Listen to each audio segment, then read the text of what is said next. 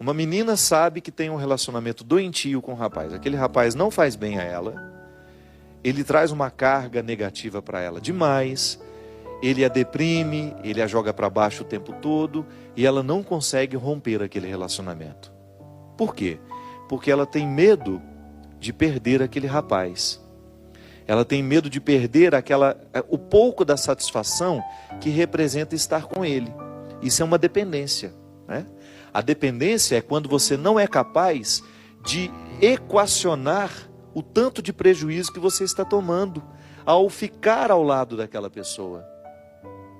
Então, geralmente, tem essas dependências afetivas, partem para um autodesprezo, uma relação doentia, gera muito isso. A pessoa se despreza, ela se acha pior, e por isso ela tem tanto ciúme, por isso ela tem tanta posse. O relacionamento deixa de fazer bem, por quê? Porque vira uma espécie de neurose. Ao invés de fazer feliz, aquele relacionamento só traz aborrecimentos. Uma vigilância 24 horas, né? Como se o outro fosse um objeto a ser vigiado o tempo todo, como se ele fosse um animal que precisa de coleira. Você percebe que o relacionamento está sendo doentio pelos sintomas. Digamos que eu seja amigo do Christian e que nós temos um relacionamento doentio. A nossa amizade não passa pelos vínculos da construção, da fraternidade, da solidariedade. Digamos que nós sejamos amigos e que nós somos dependentes um do outro e que nós vivemos um com o outro uma espécie de disputa. Então, sempre que eu puder alfinetar o Christian, eu vou alfinetar. Sempre que eu puder desprezá-lo publicamente, eu vou desprezar. Aí depois eu vou, corro, peço perdão, faço isso, faço aquilo. Mas depois logo em seguida volto a fazer o mesmo. Veja bem, eu acabo tendo um relacionamento doentio e começo a fazer mal com esse amor que eu digo sentir pelo meu amigo Christian. Quando a gente não tem condições de quebrar o vínculo, a gente precisa de ajuda.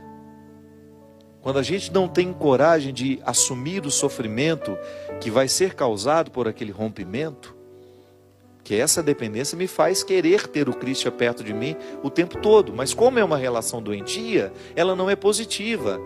Então a gente vai ficar o tempo todo vivendo, se alfinetando, se machucando, porque nos falta a clareza para administrar essa dependência do jeito certo, colocar o pingo nos is, e a gente poder viver as nossas individualidades e depois a gente se partilhar na amizade. O relacionamento, minha gente, ele só é positivo quando as partes se pertencem e depois elas se distribuem. Quando eu sou dono de mim, Christian é dono dele, e quando nós nos encontramos, nós nos doamos num relacionamento de amizade. Às vezes, as doenças mentais, elas começam assim, em relacionamentos doentios, em perda de pertença. Eu deixo de me pertencer, eu vou abrindo mão de mim, abro mão um pouquinho hoje, abro mão um pouquinho amanhã, porque o outro vai me esgotando, o outro vai me sugando, e porque eu não tenho coragem de me posicionar, daqui a pouco eu perdi a capacidade de administrar. Então o outro torna-se proprietário dos meus afetos. Ele começa a mandar na minha alegria. É tão triste quando você percebe que a sua alegria depende do outro e não de você. Alguma coisa está errada. Alguma coisa nós estamos errando, em alguma coisa estamos errando. O outro, ele não é o responsável pela minha alegria. O outro até participa da minha alegria. O outro até me ajuda a promover a alegria, não sejamos hipócritas. Uma palavra ruim que vem do outro lado me machuca. Uma palavra motivadora do outro me ajuda também a ficar mais feliz. Mas o primeiro espaço onde essa alegria precisa ser cultivada é em mim. É quando eu me ocupo de mim, quando eu gasto um tempo comigo, nos meus projetos, no meu empenho. Quando existe uma dependência, um sequestro de subjetividade, a pessoa tem dificuldade de cuidar da própria vida. Você conhece, ou talvez até já tenha experimentado isso em você. quando você vive um relacionamento que você fica o tempo todo procurando onde está o outro, o que ele está fazendo, com o que ele foi, aonde que ele está. E você deveria estar cuidando da sua vida. Esses relacionamentos que às vezes são doentes, eles causam um prejuízo tão grande, gente, porque às vezes uma pessoa vive um relacionamento assim, 4, 5 anos. Eu conheço namoros, experiências de namoros em que a neurose é tanta que a menina, o rapaz, eles ficam o tempo todo se monitorando. 30, 40, 50 mensagens por dia, porque tem de dar satisfação aonde está, com quem está, o que fez, e quando volta, quando o encontro deveria ser para partilhar o dia, para ficar felizes porque estão juntos, é para lavar a roupa suja, por que você não avisou, por que você foi lá, por que você não me falou. Então o encontro que deveria ser para ser agradável, para construir aquilo que no futuro pode ser até um casamento, torna-se o espaço do cultivo das neuroses. Não pode ser assim. Se você percebe que você está preocupado demais com a vida do seu parceiro e esquecido da sua vida, alguma coisa está errada. Você precisa ter primeiramente a consciência de que a sua primeira responsabilidade não é o outro, é você mesmo. Porque você só pode cuidar do outro depois de ter cuidado de si. Um relacionamento que começa no outro não dá, isso é doente. Ah, padre, mas isso é um egoísmo? Não é não. Isso é o passo certo do relacionamento. Eu só posso dar um passo na direção do outro depois de ter conquistado os meus territórios. A verdadeira caridade só existe quando eu sou livre para amar, quando eu sou livre para doar. Eu não estou agindo por uma necessidade. Porque às vezes até a nossa caridade não é por amor, não, é porque a gente quer aparecer. Às vezes a nossa caridade está em torno do nosso espírito pavão. Eu preciso que o outro me veja, eu preciso que o outro me note, então eu faço caridade, eu faço isso, faço aquilo. Mas aquilo é tudo vazio dentro de mim, não me preenche, não me faz feliz. Meu Deus do céu. A caridade que eu faço precisa estar em consonância com aquilo que eu sei sobre mim.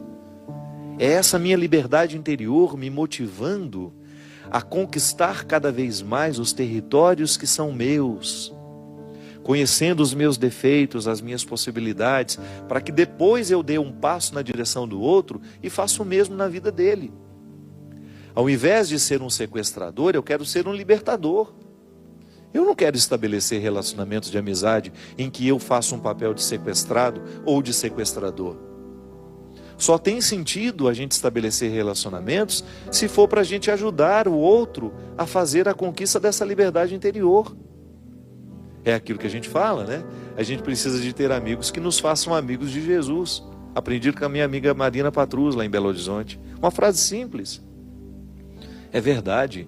Eu preciso ter vínculos com pessoas que vão me motivar a viver essa liberdade interior. Ah, se quiser me perder, é começar a colocar uma amarrinha aqui no meu pé.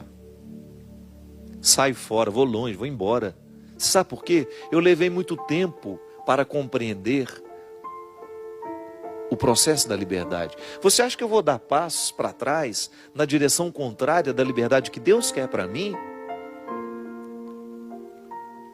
Não posso, eu não posso permitir isso, sabe por quê? Eu estou pecando contra a minha conversão. Qual é a minha conversão? Qual é o processo que Deus quer realizar em mim? É me fazer ser livre. Se eu aceito viver um relacionamento que me aprisiona, que me poda das minhas possibilidades, que me priva de chegar ao que Deus quer de mim, esse relacionamento é diabólico. Ainda que ele pareça santinho, ainda que ele pareça bonitinho. Mãe pode fazer isso com a gente. Você quer um amor mais sagrado que de mãe? E mãe, se não cuida, sequestra sim a subjetividade do filho. Quando ela impõe a ele que ela quer que ele faça isso, que ele faça aquilo. Quando ela não é capaz de compreender o outro como alguém totalmente outro. O meu filho não é uma extensão dos meus desejos. Isso é muito cruel. Eu fazer o meu filho a extensão dos meus desejos. Ah, então eu não fui pianista, meu filho vai ser. Mesmo que ele não tenha vocação para isso, o pobre do menino vai ficar lá dia e noite em cima de um piano, aprendendo um instrumento que ele não gosta, porque a mãe quer que ele aprenda. Não. O amor é, antes de tudo, a investigação das possibilidades que o outro tem. Aí eu entro ali para promover. Se eu posso entrar na sua vida para lhe ajudar a alcançar a sua melhor parte, eu sou bem-vindo. Agora, se eu entrar na sua vida para lhe privar de chegar na sua melhor parte, eu não faço nenhuma diferença. Eu posso perfeitamente ficar de fora. Se for para estabelecer um vínculo de amizade, de namoro, de casamento, que seja com alguém que esteja interessado com a sua libertação. Porque senão, cuidado, esse amor pode ser um cativeiro. Olha, eu vou te falar uma coisa. Se você não leu esse livro, por gentileza, permita-se. Algumas pessoas acham que o livro é um pouquinho complicado nas primeiras páginas. Não é não. É muitas vezes a gente precisa vencer a preguiça. Se você tiver a oportunidade de ler esse livro, leia. Porque é impressionante como a leitura desse livro desperta em nós a consciência de que nós vivemos amarras. Volto a dizer. Às vezes nós não estamos percebendo que estamos amarrados. É porque a gente acostumou com o cativeiro. No sequestro é assim. Chega um momento, depois de muito tempo de sequestro, a gente começa até a ficar amigo do sequestrador. O sequestro do corpo é assim. Você já observou? Já ouviu o testemunho de quem foi sequestrado? Depois de um tempo de sequestro, fica amigo do sequestrador, por uma questão de sobrevivência. Às vezes nós estamos assim dentro de casa, marido e mulher, mãe e filho, amigos. Um bando de gente sequestrada que é incapaz de provocar, de dar um grito de alforria e falar: olha, chega, eu não quero viver essa escravidão. Se for para permanecer ao meu lado, se é para estar aqui ao meu lado, que seja para me ajudar a fazer o que Deus quer fazer em mim. Por favor, não venha ser um empecilho para a ação de Deus na minha vida. Isso, minha gente, é uma palavra que pode parecer dura e é necessária nos nossos dias. Precisamos ter coragem de delimitar o território e falar: olha, aqui, se quiser entrar, tira as sandálias dos pés, que meu coração é um solo sagrado.